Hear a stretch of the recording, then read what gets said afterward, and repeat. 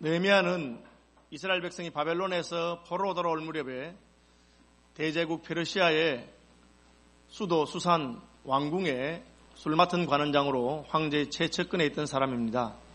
그는 자기 조국 예루살렘, 이스라엘 예루살렘 성벽이 다 회파되었다는 소식을 듣고 자기의 지위와 안전을 버려두고 고국 예루살렘으로 돌아가서 성벽을 재건한 사람입니다.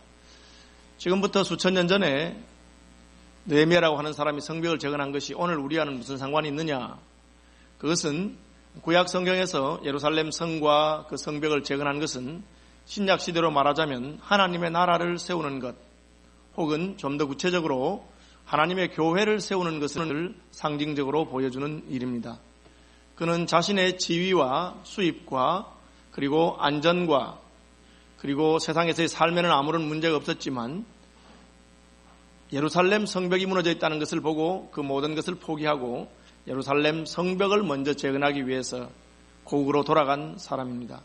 그런 면에서 오늘날 우리의 삶 가운데 나의 사업이 잘 되고 내 자녀들이 평안하고 모든 문제가 잘 된다 하더라도 하나님의 나라가 흔들리고 하나님의 나라가 안전하지 아니하고 또 하나님의 교회가 문제가 있을 때 우리는 하나님 중심으로 그리고 교회 중심으로 그 일을 먼저 감당하는 것이 바로 우리의 사명이라고 할 수가 있습니다. 느헤미야는 스스로 예루살렘 총독이 되어서 이 성벽 공사를 52일 동안 힘써서 완성하게 되는데 오늘 본문은 성벽이 거의 완성되고 무너진 틈이 다 메워지고 성벽이 높이가 필요한 만큼 올라가고 다만 성문이 달려지지 않은 그런 상황까지 왔을 때의 일입니다. 이제 성벽을 다 만들었기 때문에 문만 달면 예루살렘 성벽은 완공이 되는 그런 시점에 있었던 일이라고 할 수가 있습니다. 이 성문을 달고자 하는데 산발락과 도비아와 아라비아 사람 게셈과 그 나머지 우리의 원수들이 내가 성벽을 건축하여 그 허물어진 틈을 남기지 아니함을 들었다. 그리고는 그때부터 최후의 공격을 해오고 느헤미야를 흔들려고 하는 것을 알 수가 있습니다.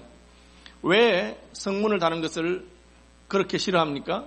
이제 성벽이 다 완성되었기 때문에 성문만 달면 문지기가 성문을 지키는 한 함부로 성 안으로 들어오거나 나갈 수가 없는 것 때문입니다. 신약에 가면 예수님께서는 자기 자신을 문이라고 하신 적이 있습니다. 나는 양의 문이라.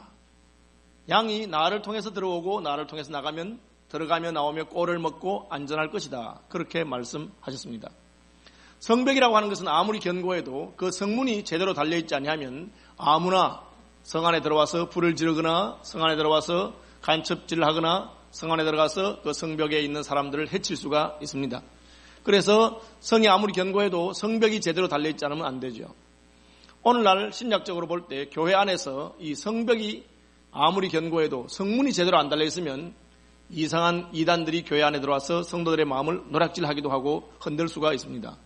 그러면 이 성벽의 문이라고 할 수 있는 교회의 문은 누굽니까? 예수님께서는 자신이 바로 교회의 문이라고 하셨습니다. 이 말씀은 우리가 교회 안에 있는 멤버들이 모두 예수 그리스도를 통해서 교회 안에 들어오게 될 때 그 교회는 견고한 교회요 안전한 교회가 된다는 뜻입니다. 다시 말하면 수천 수만 명이 모인다고 하더라도 그분이 어떻게 해서 교회 안에 들어왔는지 어떻게 해서 교회의 회원이 되었는지를 제대로 검증하지 아니하고 알지 못한다면 그것은 문제가 있다는 것입니다. 교회 멤버들은 다 예수 그리스도를 나의 구주로 모시고 예수님을 나의 왕으로 모신 사람들이 교회의 멤버가 되는 것입니다. 그럴 때는 그 교회가 비록 작은 교회라고 하더라도 견고하며 교회를 흔들 수가 없게 되는 것입니다. 이 부분이 잘 안 되면 그냥 오랫동안 교회에 왔다 갔다 하고 얼굴이 보이기 때문에 그분도 우리 교회 멤버인가 보다. 그래서 그분이 집사가 되고 장로가 되고 심지어 목사가 될 수도 있습니다. 왜 그런 일이 생깁니까? 신학자가 될 수도 있습니다. 저는 어떤 신학자들 가운데 성경을 하나님의 말씀으로 믿지 않는 사람들이 있는 것을 보고 여러 번 놀랍니다. 그분들은 학문적으로 성경을 분해하고 나름대로 해석해서 이런 주장을 하기도 하고 저런 주장을 합니다. 학문의 세계에는 많은 학설들이 있죠. 성경을 하나님 말씀으로 믿지 않으면 자기가 원하는 말을 얼마든지 성경을 사용해서 할 수가 있습니다. 왜 그런 일이 생겼을까요? 처음부터 그런 사람이 학자가 되었겠습니까? 그가 처음 교회에 왔을 때 그로 하여금 예수 그리스도를 통해서 그리스도인이 되는 그 문을 통과하지 않았기 때문에 그렇습니다. 처음 그가 예수님 알았을 때 그에게 예수 그리스도께서 왜 하나님이시며 그분이 어떻게 우리 죄를 위해 죽으시고 그분이 어떻게 우리의 구주가 되셨는가 하는 것을 분명히 점검하고 알았더라면 그는 목사가 되고 신학자가 되면서도 예수님을 믿지 않거나 혹은 성경을 하나님 말씀을 믿지 않는 그런 일이 없을 것입니다. 그런 사람들 때문에 하나님의 교회가 얼마나 힘들어지고 어려운지를 모르는 것입니다. 엉뚱한 사람을 메시아라고 믿는, 신천지의 교주를 메시아라고 믿는 사람들이 교회 안에 들어와서 성도들을 미혹하고 건드는 일도 생기지 않았을 것입니다. 그러므로 사탄은 느헤미야가 성벽을 다 완성했지만 이제 마지막으로 성문을 다는데 어찌하든지 이 성문을 달지 못하도록 자기가 할 수 있는 모든 힘을 동원해서 공격하는 것을 보게 됩니다. 교회가 하나님 백성들 한 사람 한 사람이 믿음에 굳게 서 있으면, 예수 그리스도를 통과한 사람들로 모였으면 그 교회는 어려움 가운데도 흔들리지 않습니다. 물론 예수님을 구주로 모신 사람들도 생각이 다를 수 있고요. 또 서로 의견이 달라서 화가 나기도 하고 마음이 상하기도 합니다. 그러나 본질적으로 예수 그리스도를 통과한 사람은 누구든지 그리스도 예수 안에 있으면 새로운 피조물이기 때문에 근본적인 그런 분쟁이나 싸움은 있을 수가 없습니다. 다시 말하면 구원받은 하나님의 사람들끼리는 근본적으로 나누어질 수가 없는 것입니다. 저도 집사람하고 부부싸움을 합니다. 다투기도 합니다. 사실 처음에는 결혼하면서 죽을 때까지 싸움 한 번 안 할 줄로 생각했죠. 그러나 살아보니까 꼭 그런 것만은 아니더라고요. 부부싸움을 하게 됩니다. 그렇지만 그래도 우리는 본질적으로 구원받은 하나님의 백성들이기 때문에, 그리고 예수 그리스도 안에서 만났기 때문에 조금 싸우긴 하지만 그것 때문에 더 문제가 심각해지거나 그냥 끝나가는 그런 일은 있을 수가 없습니다. 왜? 내 주인이 예수님이시기 때문에. 내가 아무리 화가 난다 하더라도 내 멋대로 살 수 없죠. 내 주인이 원하시는 대로, 예수님이 원하는 대로 사는 것이고 예수님이 원하는 말을 하는 것입니다. 때로는 너무나 심각하게도 저분이 과연 예수 그리스도를 구주로 모신 사람인가 싶은 그런 행동을 하는 교인들이 있기도 하고 목사들이 있기도 합니다. 왜 그렇습니까? 교회가 견고한 성문을 달지 못했기 때문에 그렇습니다. 그런 채로 오랜 세월이 지나면 남들도 저 사람은 예수 잘 믿는 사람인가 보다, 그런 채로 직분을 받으니까 그냥 믿음 있는 사람인가 보다 착각하게 되는 것이죠. 사탄은 어찌하든지 하나님의 공동체가 예수 그리스도라고 하는 성문을 달지 못하도록 하는 것입니다. 그것을 상징적으로 보여주는 것이 예루살렘 성벽이었습니다. 성벽이 무너진 데가 없이 다 지어졌습니다. 이제 문만 달면 됩니다. 이제 문이 달리고 나면 이제는 문지기의 허락 없이는 아무도 들어올 수가 없는 것이죠. 그러니까 대적들이 공격을 시작했습니다. 대적의 공격은 지도자에게 집중되는 것을 보게 됩니다. 왜요? 느헤미야를 흔들면 그 공사가 마무리되지 못할 것을 알기 때문에 그렇습니다. 항상 공격은 지도자에게 집중됩니다. 교회를 흔들려고 할 때 목사를 흔들면 됩니다. 수천 수만 명이 모이는 교회가 담임 목사가 무슨 죄를 지어가지고 여자 문제로 실패하고 혹은 돈 문제 때문에 실수했기 때문에 수천 수만 명이 모이는 큰 교회들이 흔들리는 것을 우리가 보게 됩니다. 왜 그렇습니까? 그것이 바로 아킬레스건이기 때문에 지도자를 흔들면 됩니다. 사단이 누구를 시험하려고 합니까? 예수 그리스도를 시험하려고 했습니다. 왜요? 예수님을 시험해서 넘어뜨리면 하나님의 구원 역사, 수천 년의 구원 역사가 다 무너진다고 그는 알았기 때문에 그렇습니다. 왜 느헤미야를 자꾸 공격합니까? 느헤미야가 넘어지면 성벽 재건의 역사는 멈추어질 것으로 알았기 때문에 그렇습니다. 어떤 방법으로 공격을 하죠? 느헤미야를 성벽 건설 현장에서 떠나도록 하는 것이 사탄의 방법입니다. 지금 느헤미야는 예루살렘 성벽을 건설하는 중에 있고 문을 달려고 하고 있습니다. 그런데 자꾸 사람을 보내서 오라고 합니다. 어느 평지의 한 마을에서 만나자. 자기들이 오면 될 건데 왜 자꾸 느헤미야를 오라고 합니까? 그것은 느헤미야로 하여금 성벽 건설 현장에서 떠나도록 하는 것이죠. 사탄은 우리가 하나님 앞에서 사명의 자리에 나갈 때, 하나님 기뻐하는 일을 할 때 어떻게 하든지 우리의 관심과 주의를 그곳에서 끌어내서 다른 곳으로 가도록 하려고 하는 것입니다. 올해도 저희가 말씀과 기도로 하는 표제를 가지고 어찌하든지 말씀을 사모하고 기도하는 그런 사람들이 되기를 바라는 마음이 있는데 결심했어요. 새해부터는 내가 성경을 좀 읽어야 되겠다. 아마 여러분 간지에 이게 성경 읽기 표도 아마 넣었는데 이제 우리 예배팀에서는 올해 천독하자. 우리 전 교인이 천독. 그러죠. 그래서 한 사람이 한 독씩 하면 1000명이면 천독이잖아요. 그죠? 그렇게 하자. 그렇게 목표를 세우고 하려고 하는데 어쨌든 말씀 읽으려고 내가 하루 중에 제일 한가한 시간, 좋은 시간 정해놓고 말씀과 기도를 해야 되겠다. 딱 정하면 그때부터 어떤 일이 생깁니까? 그때부터 자꾸 전화가 오는 거예요. 생전 안 오던 전화가 와 그 시간에 안 왔는데 그 전화 받아보면 잘못된 전화야. 이런 일이 생깁니다. 손님 안 오는 시간인데 딱 기도하려고 하면 갑자기 띵동해요. 그러면 옆집에 택배 온 건데 잘못 왔어. 이런 일이 생깁니다. 왜 그렇게 했습니까? 우리로 하여금 사명의 자리에서 떠나도록 하는 것이, 하나님 기뻐하는 일에서 떠나도록 하는 것이 사탄의 전략이기 때문입니다. 그래서 느헤미야에게 자꾸 찾아와서 이리 오너라, 어느 마을로 가자, 그렇게 하는 것입니다. 왜요? 성문을 달지 못하도록 하기 위해서 그렇습니다. 성문이 달리면 그때부터는 공격이 힘든 거예요. 하나님의 모든 백성들이 예수 그리스도를 온전히 믿고 주님의 백성이 되었으면 그건 공격이 너무너무 힘든 것입니다. 그러니까 사탄이 흔들고자 하죠. 느헤미야를 흔들었는데 안 흔들리죠. 어떤 방법을 사용합니까? 이제는 배신자를 넣습니다. 동지를 흔드는 것이죠. 함께 성벽 건설 현장에 공사하고 성문을 달아야 될 사람들 가운데 선지자와 귀인들을 매수하는 것을 보게 됩니다. 돈을 가지고 매수해서 그 사람들로 하여금 느헤미야가 자꾸 떠나도록, 자꾸 오라니까 가보세요 라든지, 느헤미야를 보고 적들이 당신을 죽이려고 하니까 오늘 밤에는 여기 있지 말고 성전에 가서 숨어서 지내세요, 뭐 그렇게 느헤미야를 위하는 척하면서 자꾸 그런 말을 하는 것을 보게 됩니다. 여러분, 이게 이 하나님의 백성 가운데서 내통하는 사람이 있다는 것은 얼마나 참 기가 막힌 일입니까? 느헤미야가 흔들리기 시작했다면 얼마나 흔들렸겠어요. 우리가 주의 백성들이 하나님 말씀에 견고하게 서 있지 않으면 얼마든지 흔들릴 수 있다는 것. 양의 문이신 예수 그리스도로 말미암아 짜는 자는 언제라도 넘어질 수 있다는 것을 잘 보여준 예입니다. 선지자라고 했는데 거짓말하는 것입니다. 그래서 말세가 되면 거짓된 스승이 많다 그랬고요. 양의 탈을 쓴 이와 같은 자들로 많다 그랬어요. 제 후배 중에 연변에서 사역하는 후배가 하나 있습니다.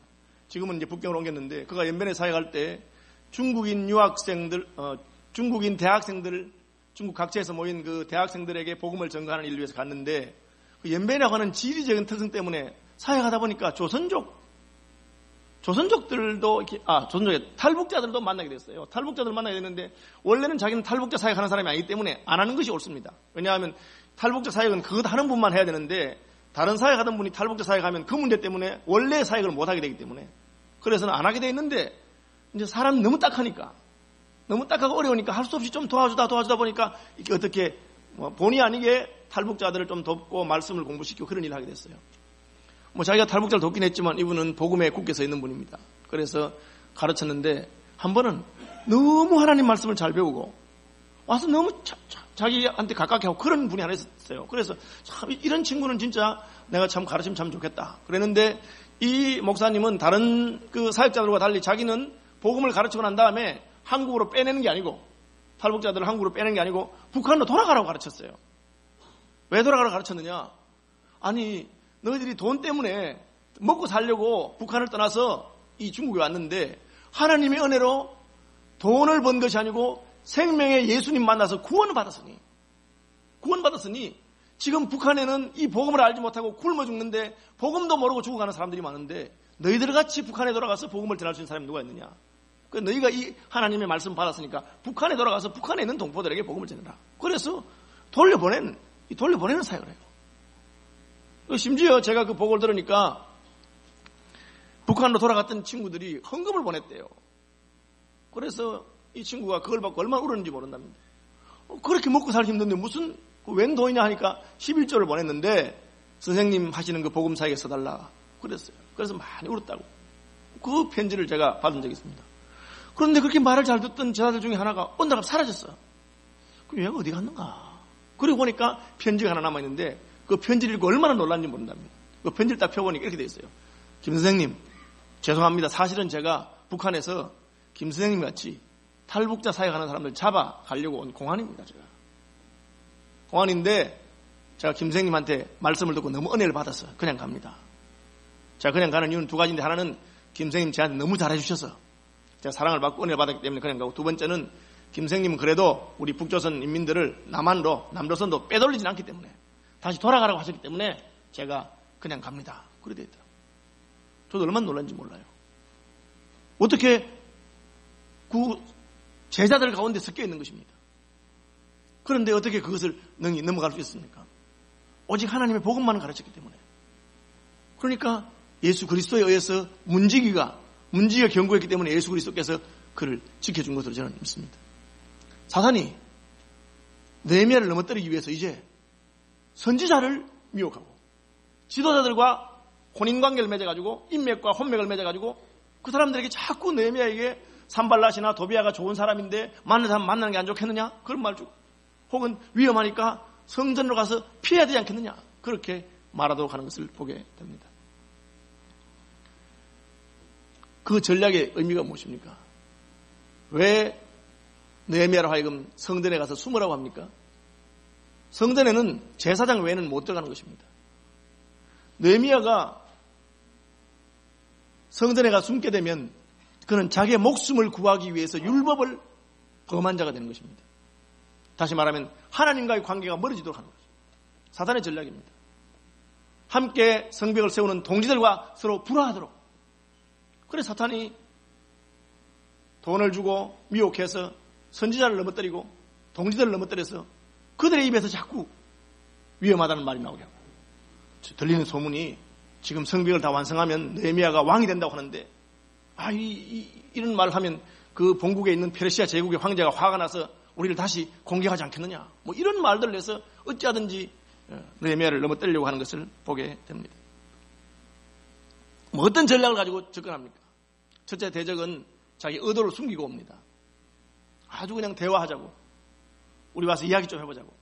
뭐 이야기 못할 게 뭐 있겠습니까? 그러나 그 목적은 오늘 본문에 보니까 오라 우리가 어느 평지 한 촌에서 서로 만나자 하나 실상은 나를 해하고자 함이었더라. 말은 부드럽게 하지만 사실은 느헤미야를 해치고자 하는 것이죠. 그런데 느헤미야가 이 실상을 어떻게 알게 되었습니까? 부드럽게 말하는데 어떻게 속지 않았을까요? 여러분, 이게 말에 굉장히 무서운 힘이 있어요. 말로 사람을 얼마나 속이는지 몰라. 제 후배 목사 하나가 고속도로 휴게소에서 차를 놓고 쉬고 있는데 웬 아저씨가 와가지고는 좋은 카메라가 있는 사라고 하더라는 거예요. 무슨 자기 공장에서 뭐 이게 재고가 남았는데 이걸 떨어야 된다 하면서. 그래 보니까 카메라가 참 좋아. 그래가지고 덥석 속아서 상급 샀는데 집에 와서 보니까 빈 박스만 있어. 그래 그 얘기를 저한테 하더라고. 내가 아니 너 바보냐? 어이구 속았냐? 그런데 뭐 제가 그래 말을 했지만 나도 속을 것 같아. 얼마나 듣기 좋은 말하고 말을 참 하면서 거짓말 하겠습니까? 그거 속는 거예요. 그런데 속지 않는 방법이 뭡니까? 그 사람 속이 들여다보면 속겠어요? 저놈이 지금 나한테 사기 치려고 하는구나. 속이 들여다보면 안 속는 거예요. 느헤미야가 자꾸 오라고 하는데 그 실상을 알고 있는 실상을. 그런데 느헤미야가 어떻게 알겠습니까? 여러분 어떻게 알겠습니까? 모르죠. 우리가 알 수 없습니다. 우리가 알 수 있는 방법은 하나님께서 가르쳐 주는 것이죠. 하나님께서 느헤미야에게 지혜를 주셔서 그 사람들이 나하고 이야기하고자 하지만 사실은 나를 해치려고 하는 것이라.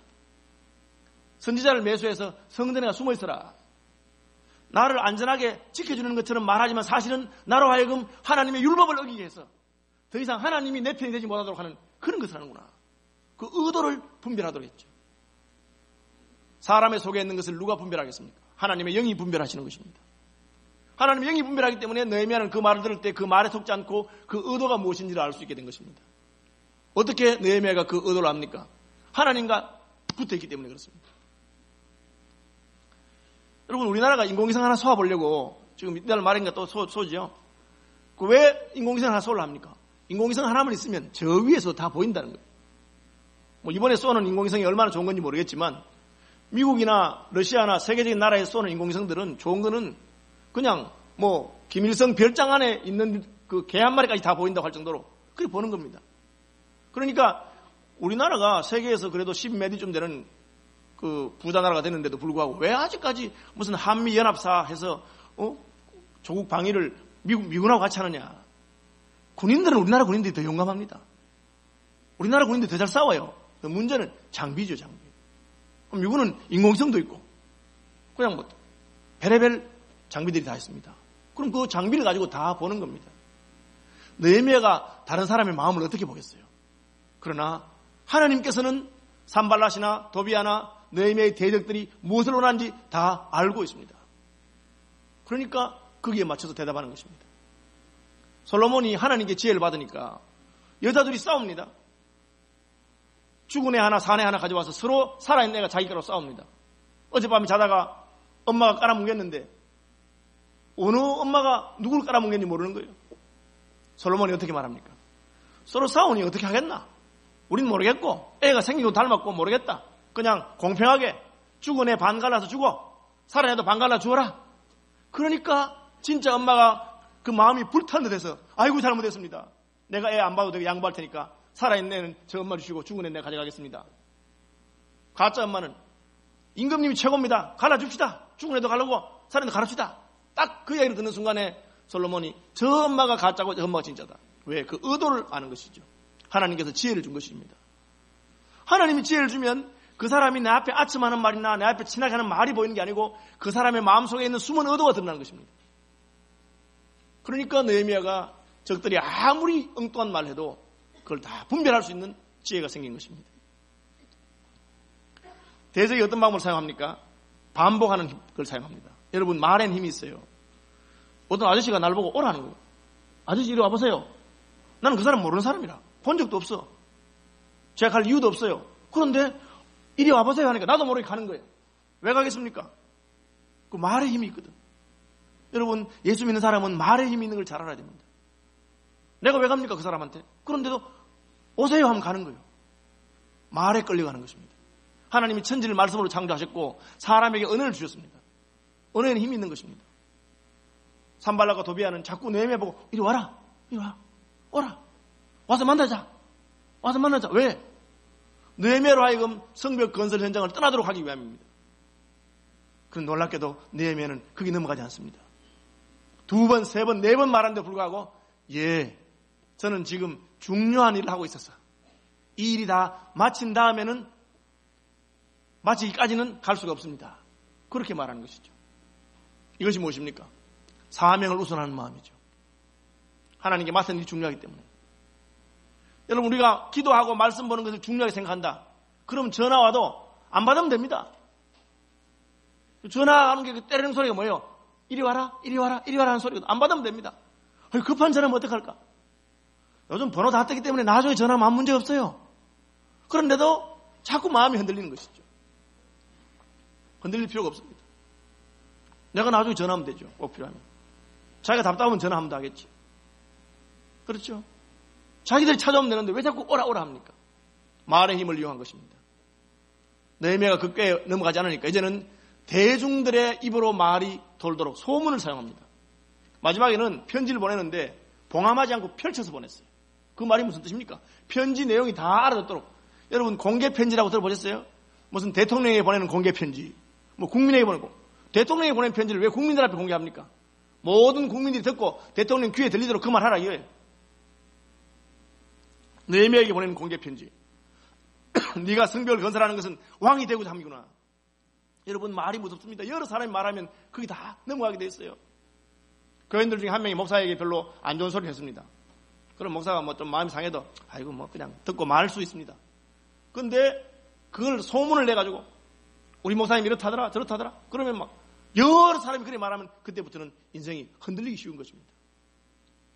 그러니까 느헤미야가 지금 왕이 되려고 한다. 사명을 위해서 교회에 충성하는 분이 있습니다. 헌금도 열심히 하고 봉사도 열심히 하고 또 새해 말씀과 기도를 하니까 새벽에도 기도하러 나오고 막 그랬습니다. 그러니까 소문을 냅니다. 있잖아. 어느 집사 있지? 요즘 왜 그래 열심히 하는지 아나? 몰라. 요즘 올해 은혜 받아 열심히 하는가 본데. 은혜는 무슨 은혜? 4월 달에 권사 투표가 있잖아. 딱 보면 몰라 성가대도 안 때문에 성가대도 않고 다 그래서 그래. 엄마 그랬나? 딱 소문을 내요. 그럼 어떻게 해요? 대부분의 사람들이 소문이 나면 마음이 상한 거예요.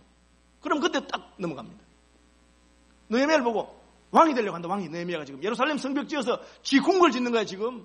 지가 왕이 되려고 그런데 그러면 어지간한 사람 같으면 마음이 탁 상해가지고 때려쳐. 안 한다 내가 이거 내가 무슨 칭찬 들려고 하는 줄 알아 이거 지금? 하나님 일을 하는데 이래 이해를 못 해주는데 내가 왜 하겠나? 딱 그 소리 들으라고 소문을 내는 거예요. 보통 사람 같으면 다 넘어갑니다. 그러나 느헤미야는 하나님에게 딱 붙어있기 때문에 그 의도를 아는 거예요. 그런 말 하면 웃으면서 아니다. 아닙니다. 그런 거 아닙니다. 아닙니다. 아니면 되고, 사람들이 무슨 말 하더라도 나만 아니면 되는 것입니다. 여러분, 말의 힘에 흔들리지 마시길 바랍니다.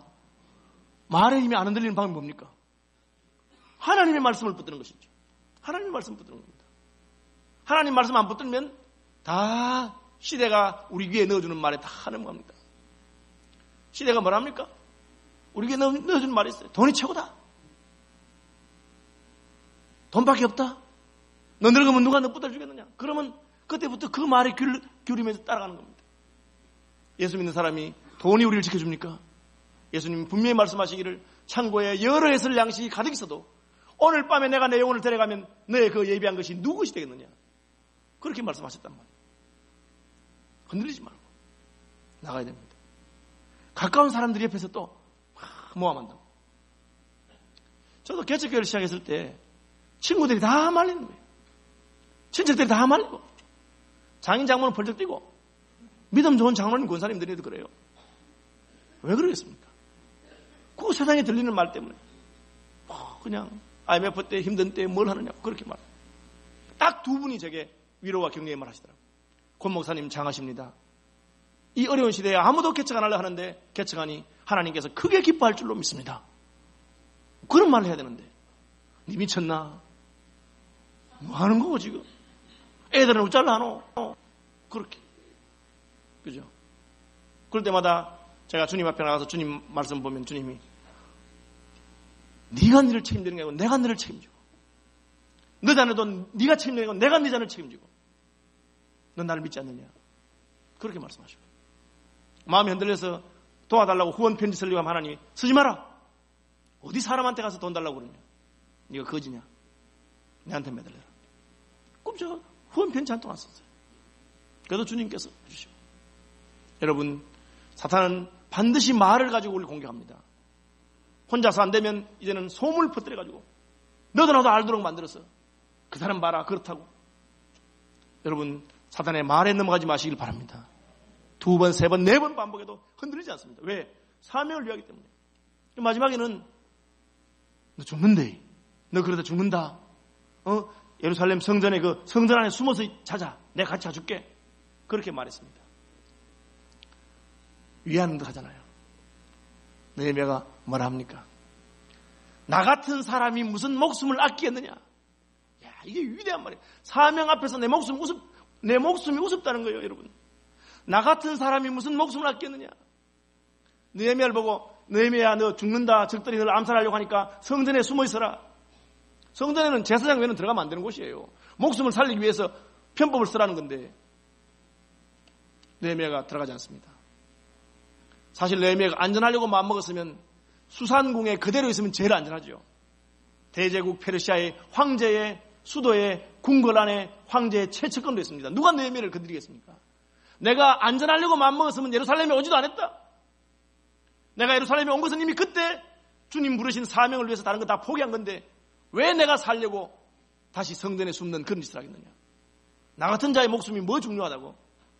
주께서 내 목숨 받으시면 죽을 것이고 내가 죽으면 하늘의 밀이 되어 하나님 나라가 30배, 60배, 100배로 결실하게 되기를 바란다. 여러분 그렇게 그게 사명의 사람입니다. 하나님 일할 때 하나님께서 저와 여러분 마음속에 이러한 결기를 한번 주시길 바랍니다. 하면 그렇게 해야지. 2번 믿는 것도 아니고 한 번 믿다가 한 번 사는 인생인데 주님 나라 위에 살다가 가는 것인데 안 믿으면 모르거냐. 우리가 양의 문이신 예수님을 통과해서 예수 믿지 않은 사람이면 모르거냐. 예수 믿는다고 왔는데 주님이 내 인생 책임 안 질까? 주님이 생사화복을 중하지 않을까? 그걸 못 믿으니까 흔들리는 겁니다. 느헤미야가 딱 죽으면 죽을 것입니다. 에스더 아닙니까? 모르드게가 에스더에게 왕후라도 황제에게 함부로 가면 목숨이 걸린 일입니다. 그러나 죽으면 죽을 것이다. 이 일이 내가 감당할 일이라면 죽으면 죽을 것이다.